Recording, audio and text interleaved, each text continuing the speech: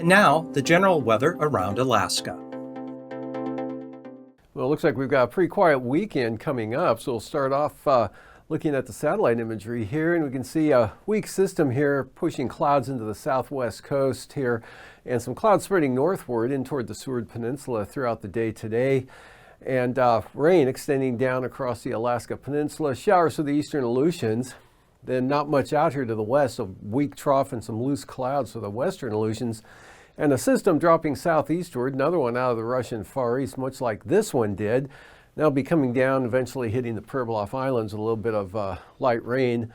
And over the southeast coast, clouds and showers today, mostly south of Juneau, actually from about Sitka to Petersburg, southward the precipitation, not much at all up to the north with clear skies early on, or during the afternoon here for the North Gulf Coast, putting this into motion again.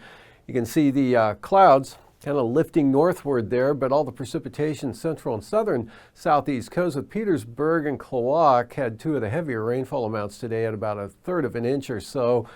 And north of Sitka to Petersburg, nothing. Juneau, Haines, mostly sunny. Yakutat into the North Gulf Coast, Prince William Sound, even Portage Glacier had a sunny afternoon.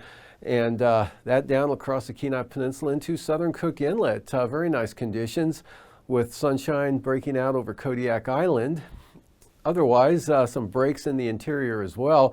And then areas of rain here along the southwest coast with weak low there over the southwest, well, along the southwest coast here in the front, down to another weak low south of the Alaska Peninsula. And rainfall pretty light with this system, although Cape Newnham had 2/3 of an inch of precipitation, and Scammon Bay had about a third of an inch there, with lighter amounts all the way up to the western Arctic coast. Cape Lisburne reporting some light snow, and mixed rain and snow Point Hope into the Seward Peninsula, but pretty light amounts there, and just some flurries along the central Arctic coast today. Barrow or Utagavik and Wainwright reporting that, but again, nothing significant. Otherwise, scattered showers here with a weak trough over the southeast interior. And out to the west, here's that next system dropping southeastward into the Bering Sea, coming down the eastern side of this ridge that's farther out to the west, and that'll drop down, begin to increase the chance of precipitation for the Pribilof Islands late tonight.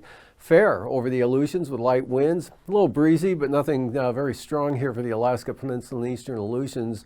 West-northwest winds there.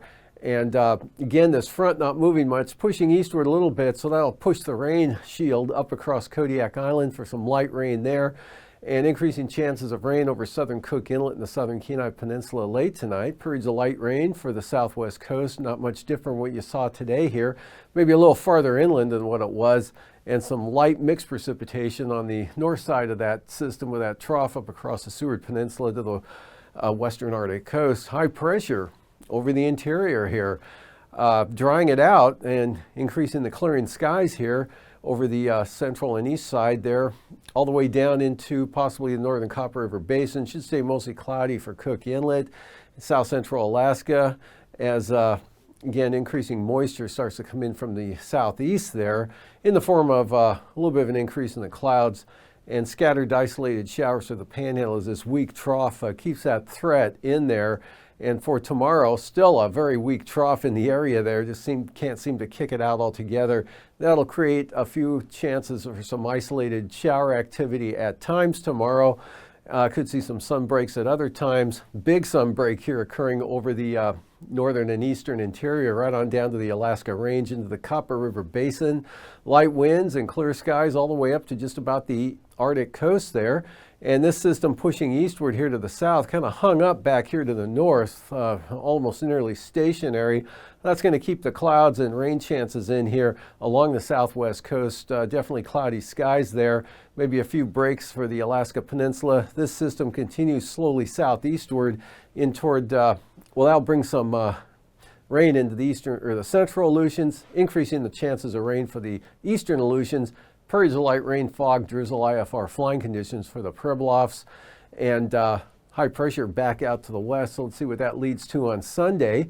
That system drops southeastward here and weakens, but holding together enough for areas of light rain, fog, and drizzle from Unalaska right on up toward Port Hayden and northward here with this trough, keeping some moisture in across mainly northern Bristol Bay, possibly into the southern Kuskokwim Valley.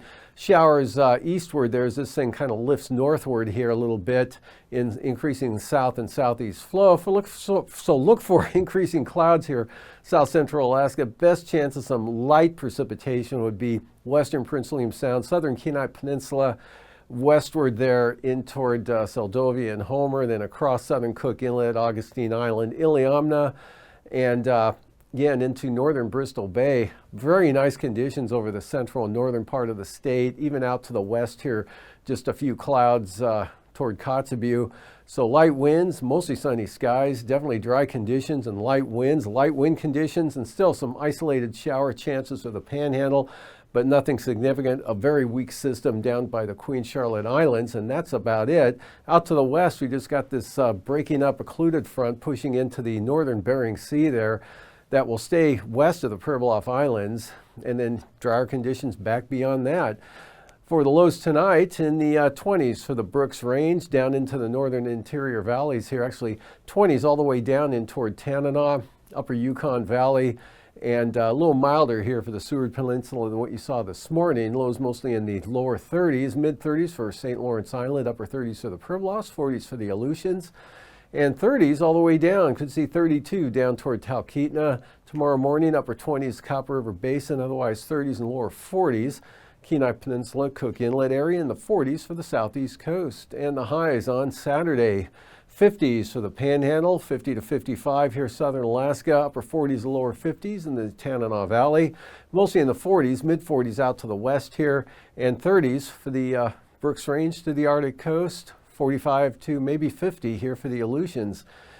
And the lows on Sunday morning, down to around 20 here for the Brooks Range, and then 20s to lower 30s for the North Slope and Arctic coast, 20s and lower 30s here into the Tanana Valley, down to the Copper River Basin, and a little milder for the overnight lows here, upper 30s to lower 40s with a little bit more cloud cover for south central Alaska, as well as the southwest interior. We'll see in the 30s, and 40 to 45 for the southeast coast. And look for highs in the upper 40s to mid-50s for the Panhandle on Sunday. That'll be about the warmest spot in the state, especially down toward Prince of Wales Island. And not much cooler here for the interior areas, especially south of the Brooks Range. But the Tanana Valley, upper 40s to lower 50s, and 30s, or 35 to 40 for the North Slope to the Arctic coast, and in the 40s out to the west.